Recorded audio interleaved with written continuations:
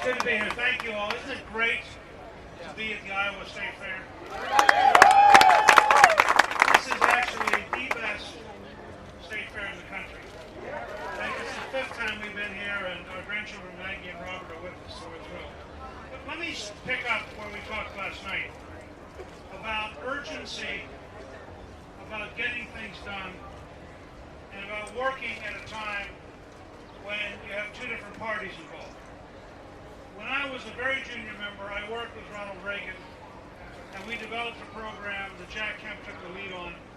And the Democrats controlled the House, Republicans controlled the Senate, and the presidency was held by the Republicans. We had to find a way to bring the American people together so that they would say this was the right thing to do. And this, tomorrow, is the 30th anniversary of Ronald Reagan signing the 3-year tax cut that launched the recovery that enabled us to create jobs for year after year. And it could only have been done by having the American people bring both Democrats and Republicans together. When I became Speaker with the contract of America, we had a Republican House and Republican Senate, but we had a Democratic president. Under our Constitution, that means you've got to find a way to work together. And the truth is, we fought very hard. But we also fought with the idea of finding a way to make things work. The fact is, when we passed welfare reform, the most successful entitlement reform of your lifetime, half the Democrats in the House voted for welfare reform because the people of the United States had concluded that giving people money for doing nothing was destructive.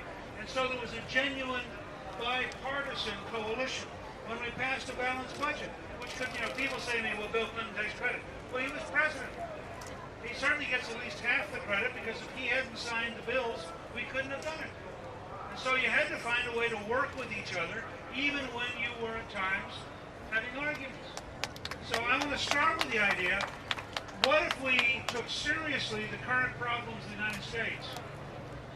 And what if we decided that we, the American people, were going to insist that politicians in Washington learn to work with each other? Now, I'm going to bring 3 specific proposals to you today. This isn't about what I do in 2013 if I were president. We have problems we need to solve this summer, and we need leadership that is willing to work to solve it this summer. And I think that's why it's so important to work now this summer. So I'm going to give you 3 proposals. They are predicated on you convincing the members of Congress to come back to Washington, cut off their vacation, and decide that this is a serious enough situation that we ought to start over. But notice what I just said. If all they're going to do is come back on both sides to fight each other, they ought to stay home. Because it doesn't do the country any good to have people come back just to fight. But if they would be prepared to say this is a serious enough crisis, we're going to start over. We're going to race the board, and I would include in this the Gang of 12, which I'll talk about in a second, which I think is a disastrously bad idea. So let me talk to you about how I do it. Let me give you the first rule. It's going to sound silly, and all I want you to do is bear with me for a second, because I did spend 20 years in the U.S. Congress, and I've been studying this business since August of 1958. So what I'm sharing with you is what I honestly believe would work. The first rule is in both the House and Senate, for the first 3 days of the week, Monday, Tuesday, and Wednesday, they only bring up things they agree on. Now, this first of all requires them to find things to agree on. Otherwise, they'll look stupid. There'll be no business. Second, what it will do is the opposite of what we've been doing. What we've been doing is we're building issues bigger and bigger and bigger and bigger, and now it's either you've got to raise taxes or I won't play, you've got to cut spending or I won't play, so both sides decide not to play until it becomes such a huge disaster that then say, let's play stupidly because we can't afford not to play and we refuse to play intelligently. Well, that's not a way to run a country. But if you start, I don't care how small the bill is, if you can find a way, step by step, that you could agree on, let's pass it. We'll get a lot of small things done, and you'll start to build a habit of working with each other.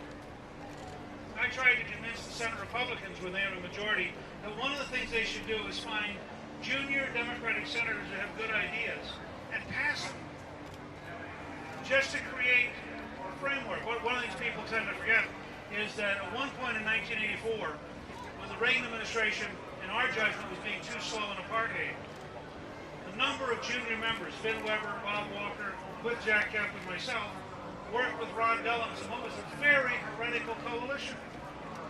And we said, if you believe in freedom, you can't just believe in freedom in the Soviet Union, you have to believe in freedom in South Africa. And all of a sudden you had younger Republicans helping a senior Democrat pass legislation that neither leadership thought could pass. So I think he said, we're going to get together, we're going to get outside our caucus and our conference, caucus of Democrats, conference of Republicans in the House, and we're going to find ways to find things we can agree on. You start to break the ice, people start talking to each other, and you get a little better. Second, instead of waiting for November for a super powerful, extraordinarily brilliant 12 people to do the work of 522 other people, I would argue, and by the way, Iowa's one of the places I've gotten this from, that they ought to come back in Monday, and every subcommittee in the House and Senate should be assigned the following task. Take every aspect of government that you're supervising, bring in experts from business on Lean Six Sigma, which is what Strong America Now is all about, and apply it to rethinking the whole thing. Now I'll give you an example that will surprise some. Our legal visa system is a mess. It is an embarrassment. It makes it more expensive and more difficult to be legal than it is to hire a coyote and come in illegally. Now, a country that makes it easier to be illegal than to be legal is not a very smart country. And so I would take Lean Six Sigma and I would go through the entire State Department visa process, redesign it. And by the way, this was first done in government in Iowa, in order to redevelop a business attraction program by applying this kind of thinking to make it faster and easier. Michael George, who developed Lean Six Sigma, believes this is worth $500 billion a year. Now put that in perspective, the entire super secret, really intelligent committee of 12 is only trying to get $1.5 trillion over the next 10 years. So Lean Six Sigma would get more, would get 2.5 or 3 times as much over the next 10 years as they're trying to get, just by making government semi-smart. That's a very different approach. We've talked with IBM, American Express, and Visa. They have very sophisticated anti-fraud systems. The U.S. government has no effective anti-fraud system. If you applied an American Express quality anti-fraud system to Medicare and Medicaid, you would save between $70 and $100 billion a year. If you applied it to food stamps, you'd save $10 or $20 billion a year. If you applied it to supplemental security income, you'd save $10 billion a year. I just saved in that one device almost as much money as the entire committee of 12 is going to try to save. But it's a new idea. It's a different way of thinking things. It isn't politics. It isn't more or less. It isn't conservative liberal. It's just being smart and applying modern techniques and modern management to do things intelligently. So my second challenge to the Congress is simple. Starting next week, actually have every member doing their job. Track every member and every month find savings and have as your goal preempting the committee of 12 by finding enough savings before Thanksgiving that you don't need them. And then you can have intelligent savings. Let me give you one example that may surprise you. I'm against an arbitrary $500 billion cut in defense. I think it's a stupid idea. I think you ought to have the level of national security you have to defeat the enemies of threat. But I helped found the Military Reform Caucus in 1981 because while I'm a hawk, I'm the chief hawk. And I believe if you apply Lean Six Sigma across the board to the State Department, the Intelligence Community, the Defense Department, you would save an immense amount of money, but you would save it intelligently by taking out waste rather than cutting out entire programs because you can't figure out how to manage it. It's a fundamentally different approach. Last thing. We desperately need to get this economy running again. And let me be very clear.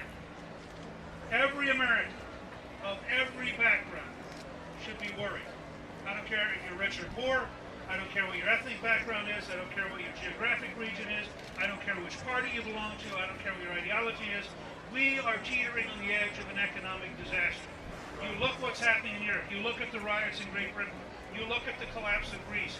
You look at where the Italian currency bonds are today, and you look where the French bonds are today, which is about where the Italians were in July.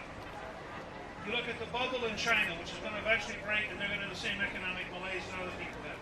And you look around and say to yourself, how comfortable am I that the current policies are going to avoid the depression getting even worse? I'll tell you, as a historian, I'm not comfortable at all. When you bounce along at 9% unemployment, you have a grave risk you can slide down rather than grow up. There's no drive in the system right now. So my third challenge to Congress, we come back Monday. This is much harder to do because of ideology. Well, let's start with a couple of things. 6 Democratic senators have sent a letter, or are in the process of sending a letter to the president, asking that their states be allowed to drill offshore.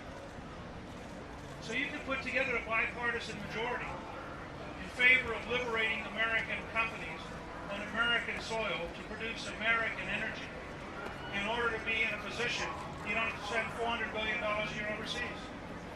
Second example, I got some heat from some conservatives because I favor ethanol. Well, let me give you a case study. I voted for gasohol. Those of you who are younger will not realize this, but gasohol's original term in 1984. Ronald Reagan signed it. I voted for his extension in 1986. Ronald Reagan signed it because we had a simple rule.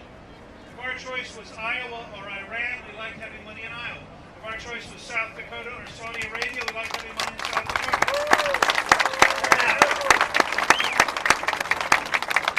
I talked to lots of sophisticated ethanol people, and I advise the ethanol industry. Because I actually believe in this. I believed in this years ago when, as a George, and I had no net interest in Iowa, and I wasn't doing anything in particular except I thought it was right for national security. I believe in all American energy being necessary to get free from foreign dictators and to rebuild our economy. And I'm going to say just 2 quick things with this. Most of the ethanol people I know are prepared to eventually get rid of the subsidy if we move to flex fuel cars and flex fuel tanks so the customer has a genuine choice, because as oil prices go up worldwide, ethanol becomes genuinely commercially competitive if you have a gas station that carries it and you have a car that can use it. And so I reject those who say, oh, we've got to do exactly what big oil wants because that way they can keep their monopoly. And I'm for oil. I'm for drilling offshore. I'm for opening up lots of land for oil. I think American oil is vastly better than Iranian oil. But I'm also for ethanol. I'm also for solar and wind. Tomorrow I'm going to sign one of those wind panels out at one of the propellers out at Ames. Here's a fact you should keep in your head. We have more total energy in the United States than any other country in the world. We have more total energy in the United States than they have in Russia. We're the largest hydrocarbon, coal, oil, gas combined in the world. And you have a federal government which is anti-American energy.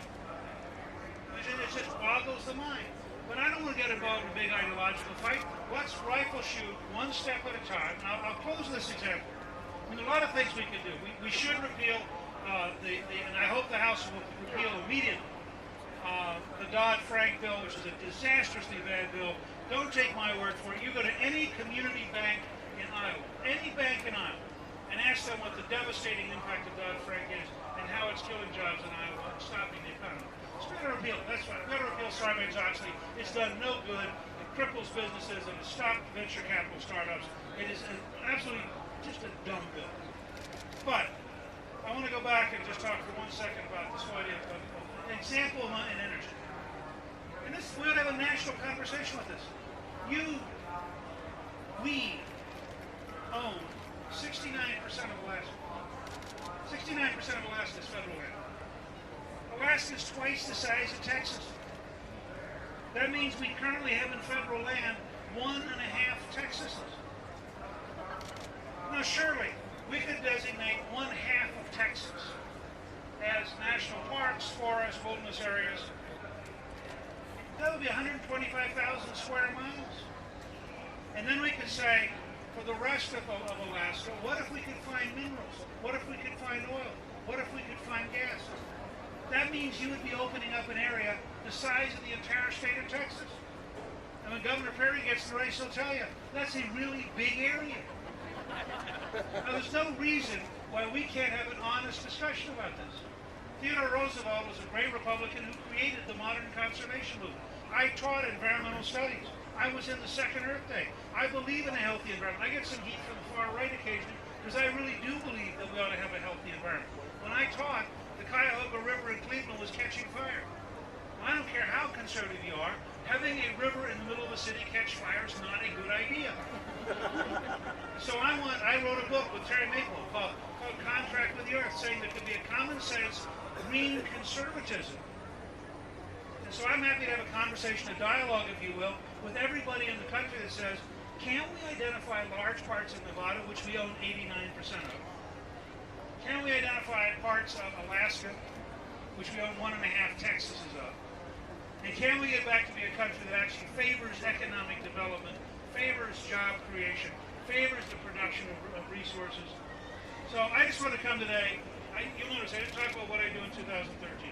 I came today in the spirit of last night's comments to recruit you, to call your senators and your congressmen, to say to people, we need leadership this summer.